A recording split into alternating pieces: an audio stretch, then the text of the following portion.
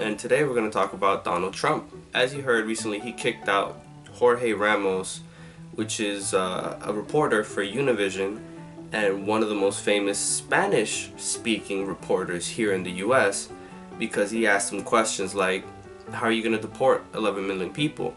Are you going to deny the citizenship of kids who were born here?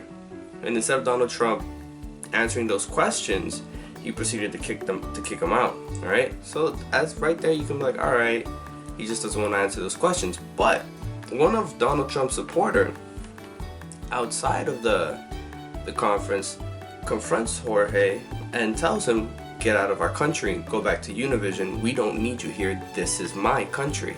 Clearly, you see that racism is an issue when it comes to Donald Trump's campaign. He calls Hispanics rapists, thieves, criminals, the source of disease, which honestly, that's just a personal attack towards us. It isn't even political anymore. First of all, you're generalizing that everybody in the US that's of Spanish origin, like myself and 11 million people and more, are Mexican, which is stupid. It's wrong. Second, you're calling us all criminals, calling us rapists, sources of disease, and not the best kind of people. So you're already making us seem lesser than you guys, white people. So the next question is like, how are you going to deport 11 million people? How are you going to deport 11 million people from this country? Even if you were to do it all non-stop, it's going to take about 10 years. What are you going to do? You're going to employ the military? And this is the thing, like, he shouldn't even be talking about it.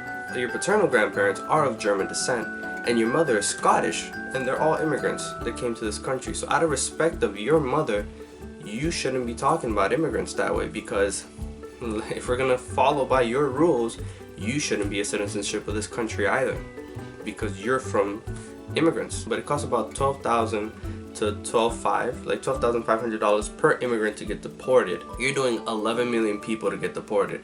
In other words, you're talking about $137 billion just to get rid of people of Hispanic origin, just to kick them out of the country. He's saying that the children that are born of Spanish descent, or like myself, I'm born of Spanish descent, right? I was born here. You're denying them the right to be an American citizen when they were born in this country. You're selling people smoke because that's a violation of the 14th Amendment of the Constitution, and you deny the right of people who have natural born right to be part of this country, be part of this nation, and share the dream that you had. And people saying that he's not being racist or he's not spreading hate. All he is speaking the truth. But think about it this way. Two gentlemen in Boston beat up a Hispanic man because he was homeless, two, he was illegal, and three, he was an immigrant. And they took them to court. They said it. Donald Trump was right. All immigrants should be deported. And the funny thing is, the guy wasn't even illegal. He had his Social Security. So you're causing a bigger divide from the white community with the Hispanic community, and you're causing hate. Even though you don't realize what you're doing, you're causing hate because they were fueled by what you said. And even though you posted on Twitter that you don't condone it, 5 minutes later, you're saying that you have very strong supporters who really support what you say. In other words, they agree with your racist comments. And to be honest with you, you just sound like the modern day Hitler. You do. You sound like the modern day Hitler, because Hitler called the Jewish people, they were the worst.